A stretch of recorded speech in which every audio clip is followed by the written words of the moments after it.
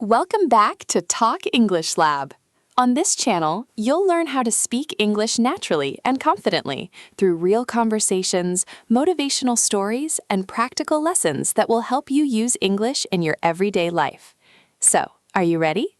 Let's get started in 3, 2, 1, 0. Everybody hit that like button. I think I just embarrassed myself in the grocery store. What happened? You look like you're trying not to laugh. I asked a worker where the milk was, and he smiled and said, "It's right behind you."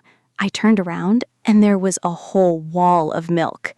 Oh no, did you say anything? I just said, "Well, I guess I found it." Then I grabbed the milk and walked away as fast as I could. I would do the same. Sometimes I want to disappear after little moments like that. Funny thing is, nobody else probably cared. We usually remember our own embarrassing moments much more than other people do. That's true. I still remember saying good morning to someone at 8 o'clock at night. Really? Yes, he looked confused and I looked even more confused. We both just kept walking. See? Those little mistakes become funny stories later. I hope so. Right now, they still feel a little painful. They won't forever. Actually, those moments remind me of learning English. Because we make mistakes? Exactly. If you're waiting to be perfect before speaking, you'll probably stay quiet for a very long time. That's me sometimes. I know the words in my head, but they don't come out. I know that feeling. Even in my own language, I sometimes forget simple words. Really? I thought that only happened to me. Not at all. Our brains take little vacations sometimes. That's a funny way to say it. It is. When I say my brain takes a vacation, I simply mean it suddenly stops helping me for a moment. I like that expression. My brain takes a vacation almost every Monday morning. Mine usually takes one before my first cup of coffee. Speaking of coffee, are you getting one? I was planning to. What about you? I'd love one, but I always spend too much money in coffee shops. Really? What's your usual order? I usually get a latte. Sometimes I try something new, but then I regret it. Why? Because I think, maybe this colorful drink will be amazing. Then I take one sip and wish I'd ordered my usual latte. That's why people often say stick with what you know. What does stick with mean? It means to continue choosing or doing something because you know it works well, like sticking with your favorite drink instead of taking a risk every time. Oh, that's useful. I should stick with my latte. Unless you're feeling adventurous. Maybe once a month. Fair enough. Actually, have you ever ordered something by accident? Oh, yes. Once I pointed at a picture because I couldn't read the menu very well. And? The waiter brought me the biggest bowl of spicy noodles I've ever seen. You don't like spicy food, do you? I can eat a little spice. That bowl was another level. Did you finish it? I tried. My eyes were watering, my nose was running. I was smiling because I didn't want to seem rude. That's hilarious. The waiter came back and asked, "Is everything okay?" I couldn't answer right away because my mouth was on fire. What did you finally say? I smiled and said, "It's delicious, just very exciting." That's a polite answer. Sometimes polite answers save the day. I need to learn more of those. They're surprisingly useful. For example, instead of saying, "I don't like it," you can say, "It's not really my thing." It's not really my thing. That sounds much softer. Exactly. It doesn't sound harsh. Let me try. Horror movies aren't really my thing. That sounds completely natural. Nice. I think I'll actually remember that one. You probably will because you used it in a real sentence. That's easier than memorizing long vocabulary lists. It usually is. Can I ask you something? Of course. Do native speakers really use phrasal verbs all the time? More than people realize. That's what scares me. Don't let them scare you. You already know some without noticing. I do? You just said "come out" a few minutes ago when you talked about words not coming out of your mouth. Oh, I didn't even notice. That's the nice thing about everyday English. Many expressions become natural after hearing them often. I always thought phrasal verbs were only for advanced speakers. Not at all. We use simple ones every day without thinking. Can you think of another one? Well, I woke up late this morning. Wake up, that's one, right? Exactly. And you got up after that. There you go. That's another one. Wait, those are phrasal verbs too? They are. See? You're already using them. That makes me feel much better. Good. Learning English doesn't always mean learning something completely new. Sometimes it's just noticing what you're already hearing. I like that idea. Me too. You know, if you're listening with us right now, think for a second. How many English expressions do you already know without realizing it? Don't worry about the perfect answer. Just pick one that you've heard before and say it quietly to yourself. Mine is definitely wake up. That's a great start. Mine today is stick with. I think I'll stick with simple phrasal verbs before trying the difficult ones. That's probably a smart plan. And speaking of plans, I almost forgot why I came here in the first place. Coffee? Coffee, and I needed to pick up something for dinner. Uh-oh, please don't tell me you're going to accidentally buy another bowl of super spicy noodles. No, I learned my lesson. I'm making pasta tonight. That's much safer. Unless you accidentally buy 10 boxes instead of one.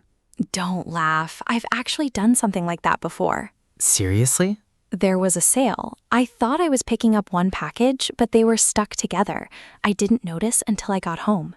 So you had pasta for a month? More like 2 months. I started looking for excuses to cook pasta. That's funny. I wouldn't complain. I love pasta. What's your favorite kind? I like creamy pasta. It's simple and comforting.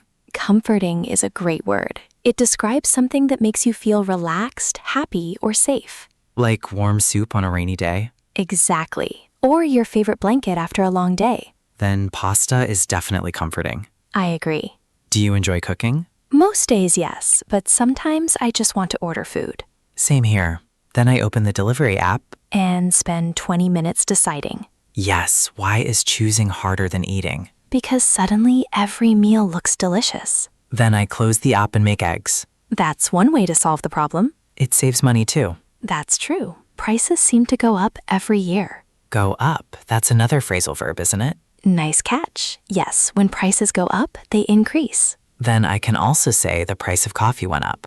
Ah, perfect. People say that all the time. I think I'm starting to notice these expressions everywhere. That's exactly what happens. Once you notice them, you hear them again and again. It's like buying a blue car. Suddenly everyone has a blue car. That's such a good example. Wait, does pick up count too? You said you needed to pick up something for dinner.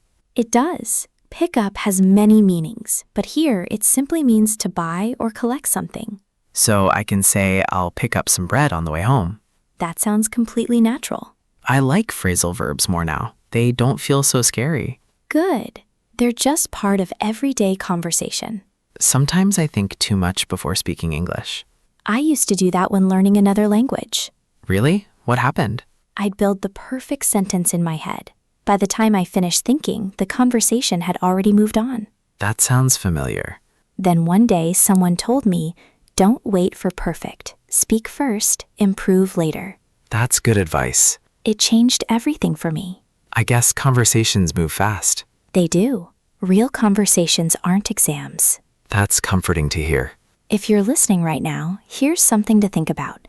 If someone asked, "What's your favorite dinner?" what would you say? Don't rush. Just answer naturally, even if it's only one sentence. Mine would probably be homemade pasta. Mine would be grilled chicken with rice. That's a solid choice. And now I'm getting hungry. Me too. Maybe we should finish shopping before we start buying snacks we don't need. Too late. I already saw the cookie aisle. Oh no. I have a feeling this shopping trip is about to get a lot more interesting. You already saw the cookie aisle? That didn't take long. I wasn't looking for it. It found me. That's a dangerous sentence. I know. Cookies have a way of calling my name. What's your favorite kind? Chocolate chip. I never get tired of them. Classic choice. I usually reach for oatmeal cookies. Really? I didn't expect that. Most people don't. They think oatmeal cookies are boring. I kind of thought that too. Then you probably haven't tried a really good one. Maybe you're right. I shouldn't judge before trying. That's a useful expression too. Don't judge before you try. People often say something similar. Don't judge a book by its cover. I know that one. It means appearances can be misleading. Exactly. Have you ever bought something because the package looked amazing? More times than I'd like to admit. Did it taste good? Sometimes. But once I bought a fancy-looking juice. The bottle was beautiful. The drink wasn't. What was wrong with it? It tasted like vegetables pretending to be fruit. Now I'm curious. Trust me, you don't want to try it. I probably would just to see your reaction. You're brave. Or maybe just curious. Curiosity gets us into interesting situations. It really does. Last week I tried cooking something I'd seen online. Let me guess. It didn't go as planned. Not even close. The recipe said it would take 20 minutes. It took me almost an hour. That's normal when you're trying something new. I also forgot one important ingredient. Which one? Salt. Oh, that explains a lot. The food looked great, but it tasted so plain. Did anyone else eat it? My brother did. He smiled and said, "It's healthy." That's usually not a good sign. Exactly. Nobody says it's healthy when they really mean it's delicious. Sometimes people try to be kind. I appreciated it anyway. Did you cook the same meal again? Yes, 2 days later. And? This time I remembered the salt. It turned out much better. See? You didn't give up. Give up. That's another phrasal verb, isn't it? It is. It means to stop trying. Then I can say I almost gave up, but I kept cooking. Perfect. That's exactly how people use it. I'm surprised by how many phrasal verbs I already know. They're everywhere. You just don't always notice them. I guess listening helps more than memorizing. I think so. The more you hear natural conversations, the more these expressions become familiar. It's starting to feel that way. Here's something for everyone listening.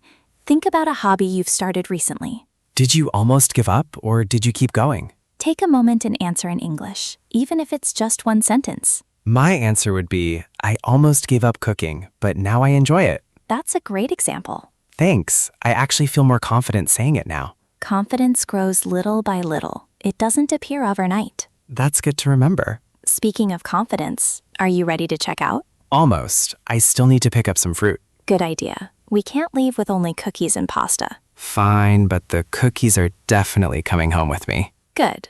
We can't leave with only cookies and pasta. Fine, but the cookies are definitely coming home with me. I expected that answer. At least I'm being honest. Honesty is always a good start. Do you ever make a shopping list? I do.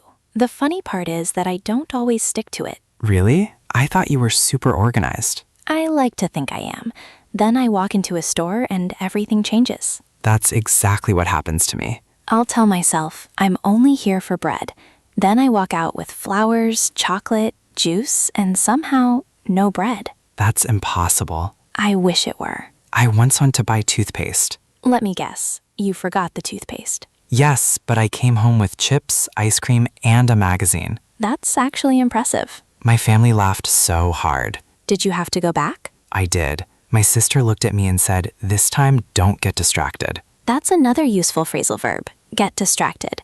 It means your attention moves away from what you should be doing. So I can say, I get distracted when I shop while I'm hungry. Exactly. Shopping on an empty stomach is dangerous. That's true. Everything looks delicious. Scientists have even talked about that. People often buy more food when they're hungry. That explains a lot. So here's my little trick. I eat something before going to the supermarket. Does it work? Most of the time. I still come home with chocolate occasionally. I think occasionally is a very polite word. Maybe it is. I'd probably say quite often. I appreciate your honesty. Speaking of honesty, can I ask you something? Of course. Have you ever been too shy to ask for help in a store? Oh, definitely. Especially when I was younger.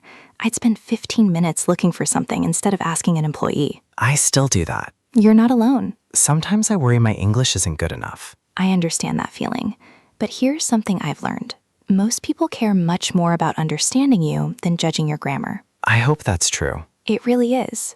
If you smile and ask politely, people usually want to help. That's encouraging. Try something simple like, "Excuse me, could you help me?" That's a sentence you'll hear everywhere. Could you help me? That sounds polite. It does. And after that, you can ask almost anything. Like, could you help me find the rice? Perfect. Or, could you help me find the checkout? By the way, what's the difference between find and look for? Good question. If you're looking for something, you're searching. If you find it, your search is finished. Oh, so first I look for my keys, then I find them. Exactly. That's how people naturally use those expressions. I think I'll remember that because it makes sense. That's usually the best way to learn. You know, when we started talking today, I thought phrasal verbs were impossible. And now? Now I realize I've been using them without even noticing.